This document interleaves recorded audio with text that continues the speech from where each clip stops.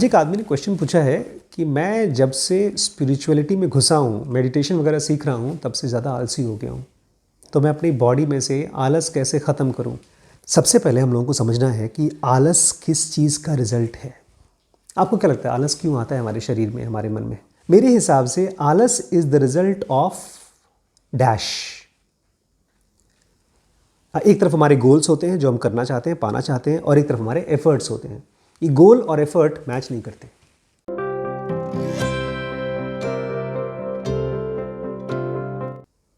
ये ऐसा समझिए जैसे बॉल है, उस बॉल को खूब ज़ोर से मारा लेकिन बॉल गोल तक पहुंची नहीं। तो गोल जहां आपको पहुंचना है, एफर्ट जिससे आप पहुंचेंगे। या इसको ऐसे समझिए, आपके पास गाड़ी है और गाड़ी में पेट्रोल डाला और आपको यहां से पहुंचना है लखनऊ। लखनऊ तक पहुंचने के लिए 1000 रुपये की पेट्रोल चाहिए, लेकिन आपने डाला केवल 500 रुपये, रास्ते में खत्म। एक आलसी आदमी को गोल तो बहुत बड़े बड़े होते हैं, लेकिन उसको पता होता है बॉस पहुंच तो पाऊंगा नहीं, तो छोड़ो, जाने दो। इंटेलिजेंट आदमी होता है आलसी, उसको पहले से मालूम होता है कि इतना बड़ा गोल है, अच्छा गोल है, लेकिन बॉस अपने बल का नहीं है, अपने बस का नहीं है, छोड़ दो। फिर वो क्या करता है, सोचता है जो चीज़ें मेरे बस का है वही कर लो। लेटना मेरे बस का है, आराम करना मेरे बस का है, गेम खेलना मेरे बस का है, मौज करना मेरे बस का है, कर लो। तो क्या है आलस का वजह है? आलस का वजह है miscalculation between goals and efforts. लेकिन एक और वजह है, ये गोल्स हमारे इतने बड़े बड़े क्यों होते हैं?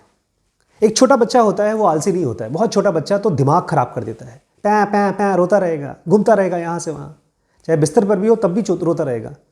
लेकिन वहीं पर जब थोड़ा सा बच्चा बड़ा हो जाता है तो उसको टेंशन हो जाती है। उसको केवल गेम्स खेलने के लिए, मौज मस्ती करने के लिए तो एनर्जी होती है, लेकिन जैसे ही पढ़ना लिखना हुआ, गोल, वैसे ही हुआ, आलसी हो जाता है। अदरवाइज़ क्या आलसी है वो? वैसे आप क्या आलसी हैं? अगर आपको अभी बोल दिया जाए पूरे शहर में खूब घूमना है आपको, ये बाइक है, बाइक लेके जाइए या साइकिल लेके जाइए और खूब घूमिए, या साइकिल बाइक छोड़ दीजिए, पैदल ही जाना है, और आपकी गर्लफ्रेंड आ जाए, उसके पीछे पीछे आप एकदम सिर्फ पूंछ जैसे घूमती है ऐसे घूमते रहेंगे। कहाँ से एनर्जी आ जाएगी, कहाँ से ताकत आ जाएगी, कहाँ से फ्रेशनेस आ जाएगी, सब कपड़े वपड़े पहन करके उसके पीछे पीछे घूमेंगे। क्यों?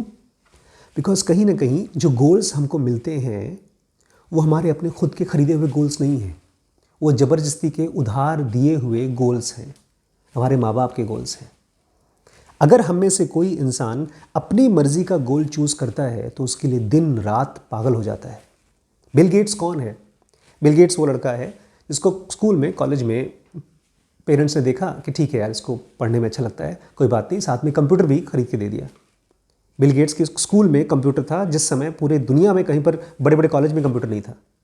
उसके पेरेंट्स अमीर थे और फिर वहाँ पर बैठ के कोडिंग करता था, रात रात को 12-12 बजे तक कोडिंग करता था, इंटरनेट ख़त्म कर देता था। इनफैक्ट एक कंपनी ने जिसने इंटरनेट दिया था इन लोगों को स्कूल में, वो इंटरनेट की कंपनी बैंकक्रप्ट हो गई, इतना इंटरनेट यूज़ किया इन लोगों ने। उसके बाद वॉशिंगटन यूनिवर्सिटी में रात को चुपके चुपके खिड़की से, बाउंड्री से छुप छुप के जाते थे, वहाँ पर उसके कोडिंग करते थे कंप्यूटर्स पे। तो वो एनर्जी कहाँ से आई? वो सॉफ्टवेयर बनाने की एनर्जी किसी माँ बाप ने नहीं दी थी। वो ऐसा नहीं था कि बेटा मेरे सपना है कि तुम सॉफ्टवेयर इंजीनियर बनो ना, उस बंदे की अपनी खुद की डिस्कवरी थी कि यार ये बड़ी मज़ेदार और ताकतवर चीज़ है। जिस समय बिल गेट्स सॉफ्टवेयर बना रहे थे, वो खुद बोलते हैं कि जितना मुझे पता था सॉफ्टवेयर के बारे में, पूरी दुनिया में शायद 50 लोगों को नहीं पता था। और बड़ी कमाल की चीज़ बताऊँ, जब वो गए थे एक सॉफ्टवेयर बनाया था उन्होंने IBM कंपनी के लिए। IBM कंपनी उस समय बहुत बड़ी कंपनी थी, जैसे आज रिलायंस है, और उसके सामने बिल गेट्स की जो छोटी सी कंपनी थी माइक्रोसॉफ्ट, जिसमें 50 लोग थे। ये गए IBM को सॉफ्टवेयर बेचने के लिए और इतनी छोटी सी ट्रिक कर दी कि IBM चूक गया। आज IBM इतना बड़ा है, माइक्रोसॉफ्ट इतना बड़ा है। क्यों? बिकॉज उस समय बिल गेट्स को सॉफ्टवेयर के बारे में ज़्यादा पता था और वहाँ पर जो कंपनी में बैठे हुए थे उनको कम पता था। तो ये ज़्यादा पता कम पता क्या उधार के गोल से होता है? नहीं बॉस। आलस इसलिए आता है क्योंकि हमारे गोल्स या तो हमारे पेरेंट्स ने हमको दिया है, या हम अपनी आंखों से अंधे होकर के गोल्स पकड़ लेते हैं। कैसे? यार वो IAS है ना, इसलिए हमको भी IAS बनना चाहिए। वो क्रिकेटर है ना, इसलिए मुझे भी क्रिकेटर बनना चाहिए। जिस आदमी को अपना खुद का गोल मिल जाता है उसकी लाइफ में कोई आलस नहीं होता, लेकिन खुद का गोल्स होना चाहिए। लेकिन यहाँ पर तो बात हो रही है स्पिरिचुअल गोल्स की, कि जब से हम लोगों ने ध्यान करना शुरू किया है, भगवान को समझना शुरू किया, तब से कुछ और करने का मन नहीं करता, बस पड़े रहो और कुछ नहीं। वो क्यों हो रहा है? बिकॉज हमारा माइंड इतना जल्दी समझता नहीं है स्पिरिचुअल चीज़ों को। स्पिरिचुअल चीज़ों को समझने के लिए बहुत ज़्यादा थॉट्स नहीं लाने चाहिए। मन साइलेंट होता है तब चीज़ें समझ में आती हैं, ख़ासतौर से स्पिरिचुअल चीज़ें। यही मैम ने एक वीडियो में बोला था कि बड़ा आश्चर्य है, कृष्ण बोलते हैं भगवद गीता में, इतना आश्चर्य है कि लोग आत्मन के बारे में, सोल के बारे में जानने के लिए विचारों का यूज़ करते हैं। ये तो ऐसे ही है जैसे कि आप समुद्र के पानी को नापने के लिए मेजरिंग स्केल लेके जाएं। हाँ, ऐसे ही करते हैं लोग। सेल्फ को जानने के लिए, आत्मन को जानने के लिए विचारों का यूज़ नहीं करना चाहिए। लेकिन हम विचारों को सुनते हैं, थॉट्स को सुनते हैं। किसी ने बोला कि ये दुनिया जो है, फिजिकल वर्ल्ड माया है, झूठ है, सच दुनिया भगवान की है। तो हमको ये बात तो समझ में आ जाती है कि दुनिया झूठ है, लेकिन कौन सी दुनिया क्या है वो सब पता नहीं होता। इसलिए जो कुछ भी करते थे उसमें भी गुड़ गोबर हो जाता है, उसमें भी इंटरेस्ट खत्म हो जाता है। इसलिए ज़्यादातर जो नए नए स्पिरिचुअल लोग होते हैं वो लोग आलसी हो जाते हैं, नौकरी छोड़ देते हैं। एक लड़का आया था, मेरे यहाँ जॉब करता था, 8-10 क्लास अटेंड की उसने, मेरी वीडियोस की, जेन्युआ की। उसके बाद एक दिन आया, बोलता है सर मैं ज्ञान को प्राप्त हो चुका हूँ, मैं नौकरी नहीं करूँगा। मैंने पूछा खाएगा कहाँ से? बोलता है बीवी कमा रही है ना, उसी से खा लूँगा। मैंने कहा बीवी को भी ज्ञान मिलना चाहिए, अगर जब उसको भी मिल गया तब कहाँ से खाएगी? बोलता है भगवान। फिर 2 महीने बाद बुखार उतर गया, बोलता है सर प्लीज़ नौकरी वापस दे दीजिए। तब तक नौकरी किसी और को दे दी थी मैंने। हाँ, इसलिए क्योंकि हमारा मन फिर से ये नहीं समझ पाता कि अगर ये दुनिया झूठ है, माया है, लेकिन फ़िलहाल हम तो हैं यहाँ पे। तो जब तक हम इस माया के अंदर हैं तब तक इस माया को कैसे रेगुलेट करना है, कैसे जीना है, ये जानना है। तो स्पिरिचुअल लोग क्यों आलसी हो जाते हैं? बिकॉज फिर से वो इस दुनिया को देख नहीं पाते। अगर ये दुनिया झूठ है तो इस दुनिया के पीछे एक सच है। जैसे कृष्णमूर्ति थे, जब वो इस फिजिकल वर्ल्ड को देखते थे, पहाड़ों को, बादलों को, तो ये सब चीज़ें तो झूठ दिखाई देती थी, लेकिन इसके पीछे का सच दिखाई देता था, ब्यूटी दिखाई देती थी, रियलिटी दिखाई देती थी। हमको नहीं दिखता। इसीलिए कृष्णमूर्ति जैसे लोग का गोल पर्पज़ में ट्रांसफॉर्म हो जाता है। गोल मतलब क्या? गोल पर्पज़ में। देखिए, आम आदमी का गोल होता है पैसा कमाना, अमीर बनना, खूब मौज मस्ती करना। कृष्णमूर्ति का पर्पज़ था कि पैसा इकट्ठा होकर के ढेर सारा अच्छा काम हो, बहुत अच्छे स्कूल्स खुलें दुनिया में। वो नॉलेज जो भी उनके पास थी वो सब किताबों में प्रिंट होकर के दुनिया तक पहुँचे। इसी दुनिया में, जिस दुनिया को हम लोग क्या बोल रहे हैं, माया, झूठ। तो अगर आप स्पिरिचुअलिटी के ज़रिए ये अपने आप को बता रहे हैं कि नहीं ये सब चीज़ दुनिया में फंसने की ज़रूरत नहीं है, माया है, इसका मतलब ये है कि आपका माइंड अभी भी इसको भी मिसकैलकुलेट कर रहा है। एक तो उसको मिसकैलकुलेट कर रहा था, गोल और एफर्ट, और यहाँ पर भी मिसकैलकुलेट कर रहा है कि हमारा ये दुनिया हमारी गोल नहीं है, इसलिए कुछ करना नहीं, आराम करो। इसलिए अर्जुन को कृष्ण बोलते हैं कि अर्जुन, ज्ञान क्या है, अज्ञान क्या है समझ, कर्म क्या है और अकर्म क्या है ये भी समझ। अर्जुन भाग रहा था ऐसे ही आलसी बन के, मुझे नहीं लड़ाई करना, मुझे नहीं मारना, मैं जा रहा हूँ। तो वो लगता है ज्ञान, लेकिन था बेवकूफ़ी। एक आदमी कितना भी आलसी हो, बहुत ज़्यादा आलसी हो, कुछ चीज़ों तो करता है, वो सेक्स करता है, मॉस्टरबेशन करता है, खाने की चीज़ अच्छी चाहिए वो खाएगा, वीडियो गेम खेलेगा, हर वो चीज़ करेगा जो चीज़ में उसको मज़ा आता है। इसका मतलब यह है, एक आदमी जो आलसी से आलसी आदमी है, उसके बॉडी में कुछ चीज़ें एक्टिव हैं, जैसे सेक्सुअल ऑर्गन एक्टिव है। इसका मतलब यह है, एक आलसी आदमी के बॉडी के अंदर में, माइंड के अंदर में कौन मालिक है?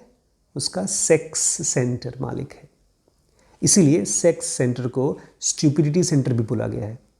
मतलब हमारी बॉडी मूव तो करेगी, काम तो करेगी, लेकिन बिना बुद्धि के काम करेगी। इसलिए मैं चाहता हूँ कृष्ण की बताई हुई मनोविज्ञान को समझिए, आप साइकोलॉजी को समझिए। कृष्ण अर्जुन को बोलते हैं 3 गुण होते हैं, 3 टाइप्स होते हैं हमारे माइंड के, पार्ट्स होते हैं। एक होता है इंटेलिजेंस, जो चीज़ों को समझता है, जानता है, सही कैलकुलेट करता है। उसको पता होता है कि अगर इतना एफर्ट डाला तो ये रिजल्ट आएगा, अगर बड़ा चीज़ चाहिए तो उसके लिए बड़ा एफर्ट डालना पड़ेगा। ये आई सेंटर होता है, बुद्धि। इसको गीता में कृष्ण ने सत्व गुण के नाम से बोला है। जब तक मेरे अंदर नहीं था तब तक मैं हमेशा खूब बड़े गोल करता था, मतलब बनाता था और फेल होता था, रोता रहता था, डिप्रेशन में चला जाता था। जब ये समझ में आया तो मुझे मालूम पड़ा, ओ बॉस, मुझे अभी आई सेंटर को बढ़ाना होगा। उसके तरीके क्या है अभी बात करेंगे, जिनका बेसिक एडवांस कोर्स में वही बताते हैं। दूसरा हमारा सेंटर इसी माइंड का पार्ट है इमोशंस। इमोशंस बिल्कुल ही बुद्धिहीन है, उसको अकल नहीं है। उसको अगर सामने केक दिखाई दे रहा है तो बस केक खाना है उसको। उस केक से मोटापा होगा या शायद हमारी बॉडी में चर्बी बढ़ेगी, या शायद मेरे को ब्लड शुगर है और उससे मैं और बीमार पड़ जाऊंगा। इससे फ़र्क नहीं पड़ता। लोग 500-600 के ब्लड शुगर में भी केक खाते हैं, मीठा खाते हैं, चीनी खाते हैं। एक भाई साहब से मैं मिला था जिनको सांस में दिक्कत थी। 24 घंटे वो आदमी ऑक्सीजन लगा कर रहता था, अपने घर पे भी ऑक्सीजन सिलेंडर बगल में, और यहाँ पर एक नली लगी थी और सांस लेता था, और साथ ही साथ क्या करता था, सिगरेट पीता रहता था। तो बाथरूम में जाता था तब भी उसको सुसु पॉटी करने के लिए भी ऑक्सीजन चाहिए था, लेकिन सुसु पॉटी करते समय भी वो सिगरेट पीता रहता था, क्योंकि मज़ा आता था सिगरेट पीने से। ये इमोशन है। आदमी गर्लफ्रेंड के चक्कर में अपने आप को मार डालेगा, हाँ, सुसाइड कर लेगा। ये क्यों है? इमोशन के चक्कर में। एक आदमी को पता है कि किसी को खून करना, किसी का रेप करना, ये सब गलत है, लेकिन फिर भी कर देगा। और थर्ड सेंटर है जो सबसे खतरनाक और सबसे पावरफुल सेंटर, वही आलसी आदमी का हमारा सेक्स सेंटर या सेंसुअल वाइटैलिटी सेंटर, या तो इसको बीच वाले को इमोशन सेंटर को बोला गया है रजस गुण गीता में, और इस लास्ट वाले को बोला गया है तमस गुण। तमस मतलब अंधेरा। अंधेरे में चीज़ें मूव करती हैं लेकिन दिखती नहीं है, तो हम क्या करेंगे, उसका क्या रिजल्ट रहेगा पता नहीं। लेकिन एक बात में, ये सब बातें मैं इसलिए बोल रहा हूँ ताकि आप ये समझें कि जिस समय जो कोई आदमी आलसी होता है वो आलसी नहीं होता, उसके बॉडी में कोई बहुत एक्टिव होता है, उसने अपनी सारी लगाम उसको दे रखी है। सेक्स सेंटर को और इमोशन सेंटर को लगाम दे रखी है। ये दोनों छोटे छोटे बच्चे की तरह हैं। ये ऐसे ही है, ऐसे कार में पापा मम्मी बैठे हैं, बच्चे बैठे हैं, और छोटा बच्चा बैठा है, पापा मम्मी सो रहे हैं और बच्चे गाड़ी चला रहे हैं। लास्ट में एक बहुत इंपॉर्टेंट आदमी के बारे में बताना है आपको। उसकी वाइफ उससे पूछती है, आलसी आदमी ऑब्वियसली, उसकी वाइफ बोलती है, तुम इतना दिन भर आलसी रहते हो, कुछ काम धाम नहीं करते हो, मुझे समझा सकते हो कि क्यों तुम इतने आलसी होते हो? बोलता है, कल बता दूं? ऐसा मत करिएगा। आज सोचिए, आज पहचानिए, आज अपने अंदर के साथ फ्रेंडशिप करिए। स्पिरिचुअलिटी के लिए जिनो का बेसिक एडवांस कोर्स, बिजनेस के लिए WBX, डिसीजन मेकिंग के लिए BDM, रिलेशनशिप के लिए लिमिटलेस, ब्रह्मचर्य के लिए SPMT है, और पेरेंटिंग का जो कोर्स है उसका नाम है SPPT। ये सारे कोर्सेज एक साथ ज्वाइन करते हैं तो आपको हेवी डिस्काउंट मिलता है। Thank you so much.